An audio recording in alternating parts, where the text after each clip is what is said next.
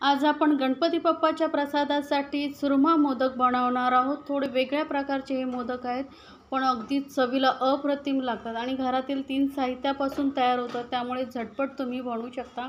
नेहमी आपण प्रसादीसाठी काय बनवावं हा विचार करतो, त्यामुळे मग तुम्ही हे मोदक बनवून प्रसाद म्हणून ठेवू शकता। खूपच सुंदर लागतात, अगदी माव्यासारखे चविष्ट हे मोदक बनवण्यासाठी आपल्याला लागणार आहे 1 कप गव्हाचं पीठ, जे आपण पोळ्यांसाठी वापरतो ते घेतलेलं आहे। आता हे एकदम बारीक पीठ आहे माझ्याकडे। तुमच्याकडे थोडंसं जाडसर पीठ असेल तर तेही तुम्ही घेऊ शकता, किंवा दळून आणलेलं थोडं जाडसर दळून आणू शकता। आता हे पीठ एकदम बारीक आहे, तर त्याला दाणेदार करण्यासाठी मी ते 1 चमचा बारीक रवा घातलेला आहे आणि सोबतच अगदी 2 चमचे आपण यामध्ये तूप घालतो आहे मोहनसाठी, म्हणजे त्याला छान असं टेस्ट येईल आणि पिठाला असं मोहन गरम गरम तेलाचा देतो, त्याऐवजी आपण हे तुपाचं मोहन करणार आहोत। आणि हे तूप चांगलं पिठाला असे व्यवस्थित चोळून घ्यायचं आहे। पिठाच्या प्रत्येक कणाला ते तूप जे लागलं पाहिजे, त्यामुळे हाताने अगदी 2-3 मिनटं व्यवस्थित चोळून घ्या। त्यानंतर बघा अशी मूठ बांधून बघायची, असं घट्ट मूठ झाली म्हणजे आपलं हे तुपाचं प्रमाण आहे परफेक्ट आहे। आता थोडंसं पाणी घालून आपण हा पिठाचा गोळा मळून घेणार आहोत। अगदी थोडंसं घट्टसरही नाही आणि मऊही नाही, असं मध्यम असं आपल्याला हे पीठ मळून घ्यायचं आहे। तर तुम्ही आपल्याला हे जास्त दिवस स्टोअर करून ठेवायचं आहे, त्यामुळे आपण यामध्ये दुधाचा वापर नाही करायचा आहे। दूध टाकल्यामुळे कदाचित खराब होऊ शकतात, त्यामुळे फक्त पाण्यामध्ये मळा। आता हे पीठ आपलं मळून झालं आहे, त्यानंतर आपण हे लाटून न घेता याच्या आपण अशा बघा हाताने चपटा अशा पुऱ्यांसारखं करणार आहोत। लाटायची वगैरे अजिबात गरज नाही, असं थोडं जाडसर अशा आपण पुऱ्या करून घेणार आहोत, किंवा तुम्ही असे मुटकेही करू शकता। पण हेही सोपं आहे, पटकन फ्राय होतात, त्यामुळे मी अशा हाताने चपटा पोळ्या करून घेते पुऱ्या। अगदी सहज तुम्ही कोणीही करू शकता, अशी ही सोपी मोदकाची रेसिपी आहे आणि घरातील साहित्य लागतं, कमी खर्चामध्ये तयार होतात आणि ह्या आपल्या अशा पुऱ्या करून झालेल्या आहेत। आता काय करायचं, आपल्याला गॅसवरती एक पॅन ठेवायचं आणि त्यामध्ये तूप घ्यायचं। तर साधारण 2 चमचे मी तूप घेते। तर तूप आपल्याला पूर्ण असं वितळून घ्यायचं आहे। तुपाऐवजी तुम्ही तेलामध्येही फ्राय करू शकता। आपल्याला डीप फ्राय करायचं नाही, थोडं शॅलो फ्राय करून घ्यायचं। आधी आपण त्याच तुपामध्ये थोडेसे हे ड्रायफ्रूट्स मी घेतलेले ते भाजून घ्यायचे आहेत। मनुका भाजायला गरज नाही आहे, ते आपण नंतर असेच मिक्स करू शकतो। थोडंसं तुपामध्ये ड्रायफ्रूट्स भाजल्यामुळे आपल्या मोदकाला खूप छान टेस्ट येणार आहे। त्याचा जो कच्चेपणा आहे तो निघून गेल्यामुळे ड्रायफ्रूटची टेस्ट खूप छान वाढते, त्यामुळे थोडंसं हलकंसं आपण परतून घेणार आहोत। एका साईडला मी परतून घेते, म्हणजे कसं काढायला सोपं जातं।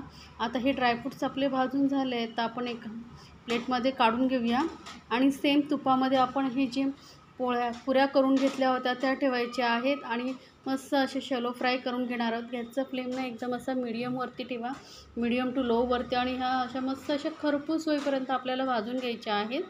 मी दाखवलेल्या रेसिपी जर तुम्हाला खरंच आवडत असेल तर चॅनलला लाईक्स, कमेंट्स आणि सबस्क्राईब करायला विसरू नका। सोबतच बेल आयकॉनवरती क्लिक करा, म्हणजे माझ्या नवीन रेसिपीची नोटिफिकेशन लगेचच तुमच्यापर्यंत पोहोचेल। आता हे बघा असं खमंग अशा आपल्याला ह्या पुऱ्या आहेत त्या मस्त भाजून घ्यायच्या आहेत। तर अगदी खरपूस अशा भाजल्या गेलेल्या आहेत आतपर्यंत, त्यामुळे काढून घेतल्यानंतर थंड करून घ्यायच्या आहेत आपल्याला। तर सर्व पुऱ्या आपल्या मी भाजून थंड करून, आता ह्याचे काय करायचं, आपल्याला अशी रफली असे तोडून घ्यायचे आहेत, म्हणजे आपल्याला याचं मिक्सरमधून बारीक करून घ्यायचं। त्यामुळे असं एकदम एका शेपचे नाही, रफली असे आपल्याला तोडून घ्यायचे आहेत आणि एकदम खुसखुशीत झाले आहेत, त्यामुळे बघा पटकन तुटल्या जातात, तुम्हाला तोडण्यावरूनच कळत असेल। तर हे सर्व ज्या पुऱ्या आहेत मी तोडून घेतलेल्या आहेत। आता एक मिक्सर जार घ्यायचा आहे आणि मिक्सर जारमध्ये आपल्याला ह्या पुऱ्या ज्या आहेत घालून घ्यायच्या आहेत आणि एकदम बारीक असं जेवढं होईल तेवढं आपल्याला हे दळून घ्यायची आहे। तर शक्य होईल तेवढं बारीक दळून घ्या। तर बघा एकदम बारीक थोडं मध्ये मध्ये मिक्स करत आपण एकदम बारीक असं दळून घेतलेलं आहे। एकदम रवाळ असं झालेलं आहे, रवा जसा असो तसंच ह्याला टेक्स्चर आलेलं आहे। तर आता एका बाउलमध्ये आपण काढून घेऊया। तर हे सर्व जे मिश्रण आहे एका बाउलमध्ये मी काढून घेतलेलं आहे। आता यामध्ये आपण हे ड्रायफ्रूट्स ॲड करूया, जे आपण तुपामध्ये भाजून घेतले होते। ते ड्रायफ्रूट्स टाकल्यामुळे छान टेस्ट येणार आहे मोदकला, आणि तुम्हाला जे आवडतील ते ड्रायफ्रूट्स तुम्ही घालू शकता। आता यामध्ये मी वेलची पावडर घालते, साखरेमध्ये थोडीशी कुटून वेलची घातलेली आहे, त्याचा फ्लेवरही खूप छान येतो। आता हे वेलची पावडर आणि तू ड्रायफ्रूट्स आपल्याला आधीच घालून यामध्ये मिक्स करून घ्यायचं आहे, कारण आपण यामध्ये आता गूळ घालणार आहोत. तर गूळ घातल्यानंतर मग व्यवस्थित मिक्स करता येणार नाही, त्यामुळे आधीच व्यवस्थित मिक्स करून घ्यायचं. तर बघा व्यवस्थित मिक्स केल्यानंतर आता आपण परत गॅसकडे वळूया. आता जे पुऱ्या तळून तूप उरलं होतं त्यामध्येच आपण घालणार आहोत गूळ. तर इथे मी 1 कप पिठासाठी अर्धा कप गूळ घेतलेला आहे. परफेक्ट मेजरमेंट आहे. अगदी तुम्ही या पद्धतीने बनवलात तर एकदम मोदक जे आहेत परफेक्ट होणार आहेत. आता गूळ आपल्याला पूर्णपणे वितळवून घ्यायचा आहे. व्यवस्थित गूळ वितळला पाहिजे, त्यामुळे अगदी लो फ्लेमवरती आपण हा गूळ व्यवस्थित वितळून घेणार आहोत. मस्त बघा बबल्स येत आहेत आणि छान असा आपला हा गूळ वितळला आहे, एकदम व्यवस्थित मेल्ट झाला आहे. तर आता हा गॅस बंद करून गरम गरमच असताना आपण हा पिठाच्या मिश्रणावरती घालून घेणार आहोत आणि लगेचच आपल्याला मिक्स करायचं आहे, कारण गूळ हा लगेचच घट्ट व्हायला लागतो. त्यामुळे चमचेच्या सहाय्याने मिक्स करा, हात घालू नका. गरम आहे, हाताला चटके लागू शकतात, त्यामुळे चमच्याने व्यवस्थित मिक्स करून घ्यायचं आहे. बघा गूळ जो आहे प्रत्येक मिश्रण व्यवस्थित मिक्स झालेलं आहे आणि मिश्रण थोडंसं हलकंसं थंड झालेलं आहे, जास्त नाही. त्यामुळे आपण हाताने टच करू शकतो एवढं. आता एक छोटासा गोळा घेऊन बघायचं गोल बाइंडिंग होते की नाही. एकदम परफेक्ट बाइंडिंग होते बघा. आपल्या अगदी मेजरमेंट आहे परफेक्ट आहे, त्यामुळे यामध्ये बाइंडिंगसाठी काहीही प्रॉब्लेम येत नाही. आता काय करायचं, आपण याचे मोदक बनवायला घेऊया. लगेचच गरम असताना मोदकाचा मी असा छोटावाला साचा घेतला आहे. तुम्ही मोठा असेल तोही घेतला तरी चालेल.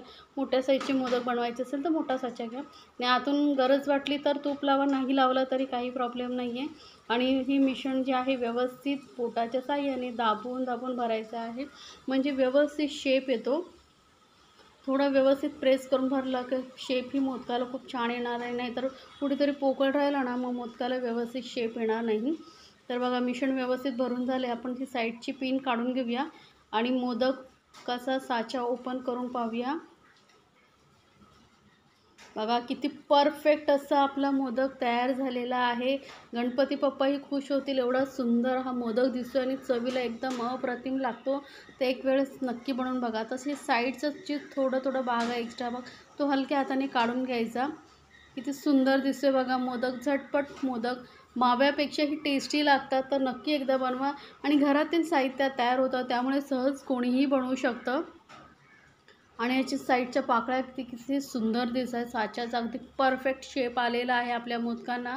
तर मी तुम्हाला अजून एक दाखवते बघा. साच्यामध्ये भरताना अगदी प्रेस करून व्यवस्थित बोटांच्या साहाय्याने प्रेस करायचं, म्हणजे व्यवस्थित शेप येतो आणि एक्स्ट्राचं जे मिश्रण बाहेर आलेलं असतं ते काढून घ्यायचं आणि व्यवस्थित दाबून दाबून आपल्याला हे मिश्रण भरायचं आहे.